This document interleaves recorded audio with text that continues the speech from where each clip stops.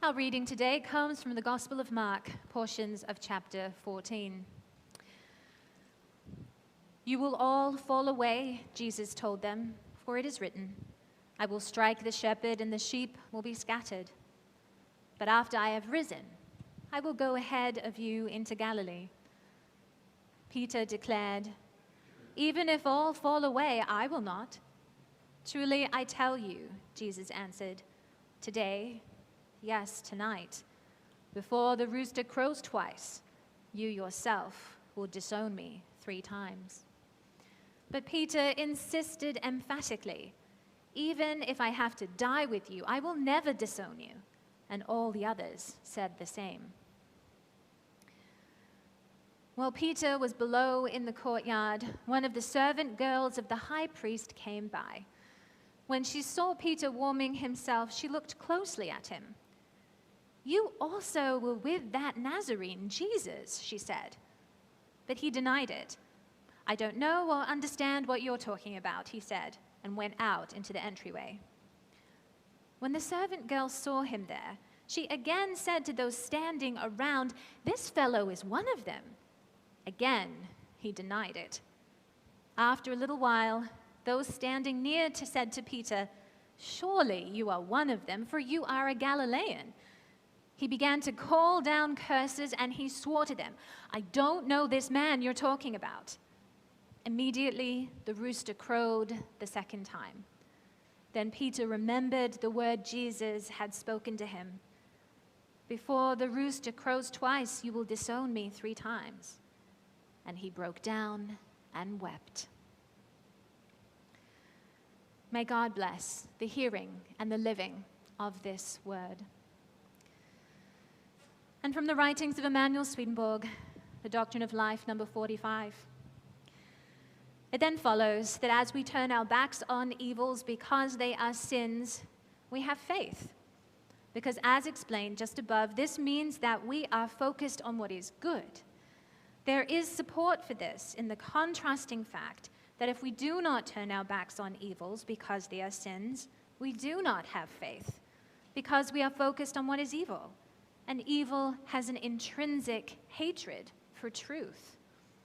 Outwardly, yes, we can befriend truth and put up with it, and even love having it in our understanding.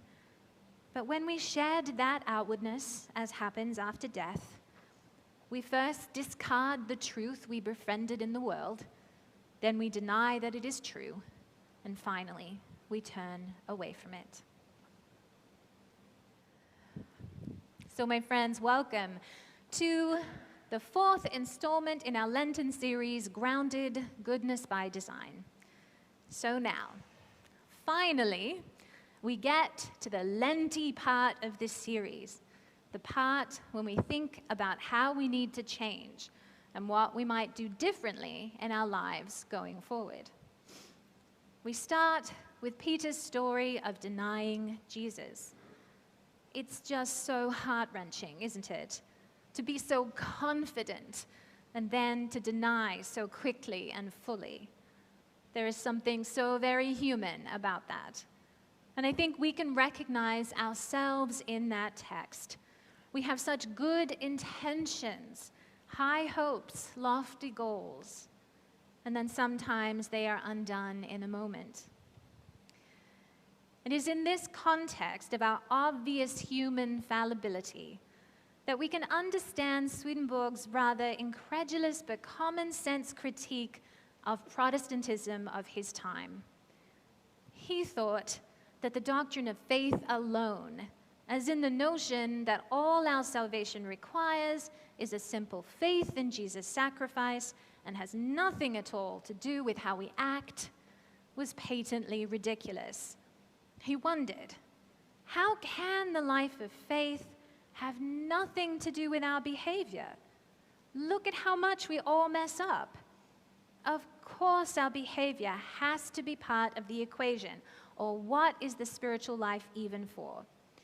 Swedenborg put forth instead a progressive and transformational vision of salvation, with faith and love working together to move us forward incrementally. And isn't this much more like how we actually live our lives. We learn and grow in proportion to our openness and our willingness to do so.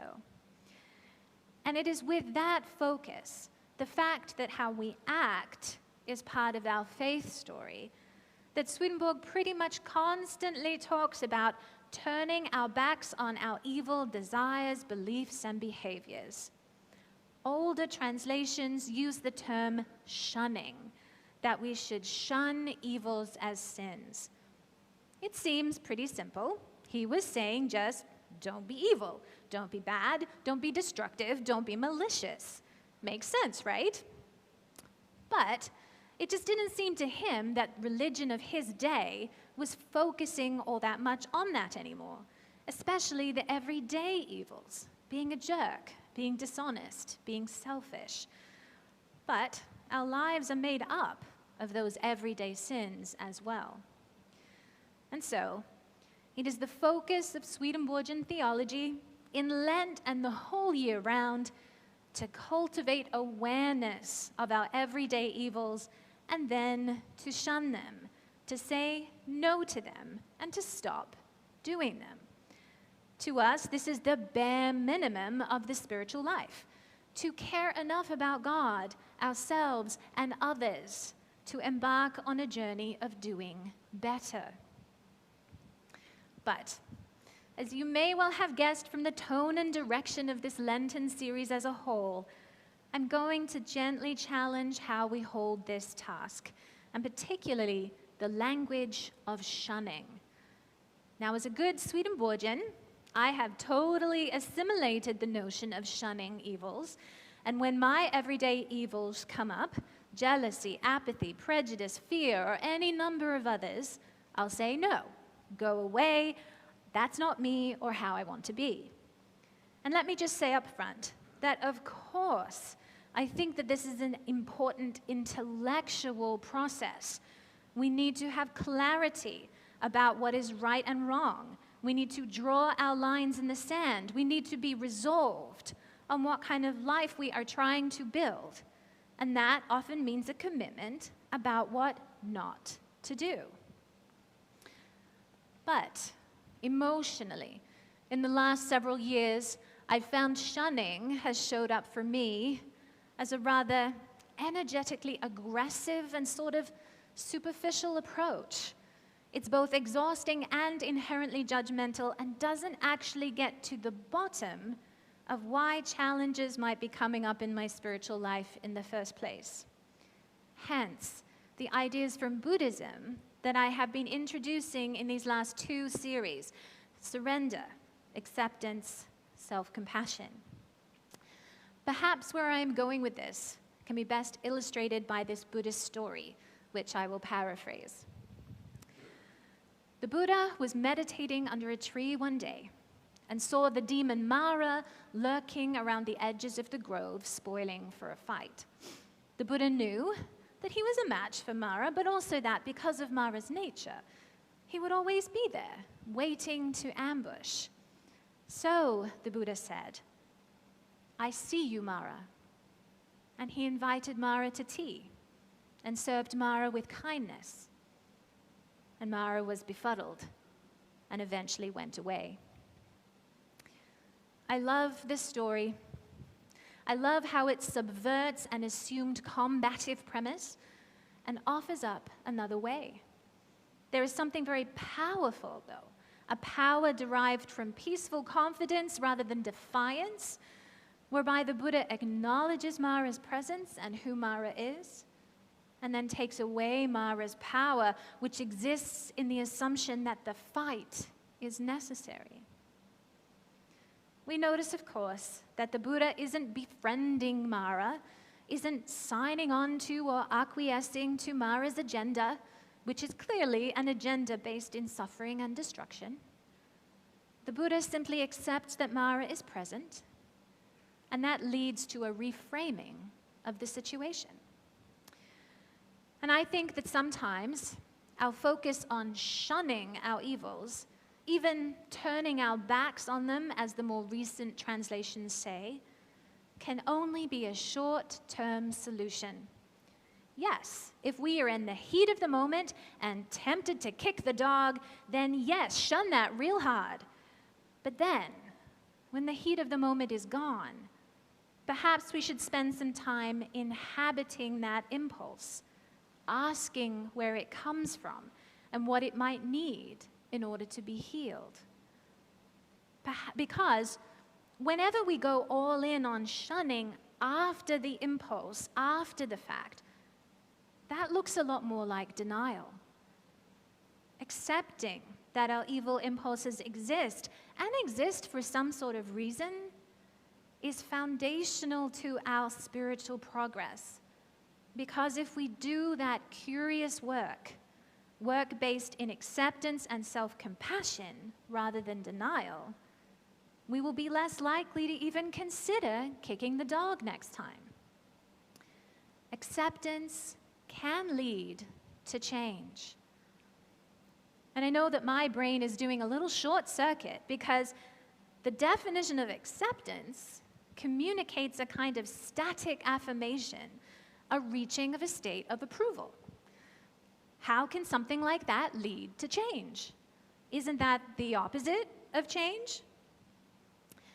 I think rather it is acceptance that is grounded in acknowledgement rather than explicit approval.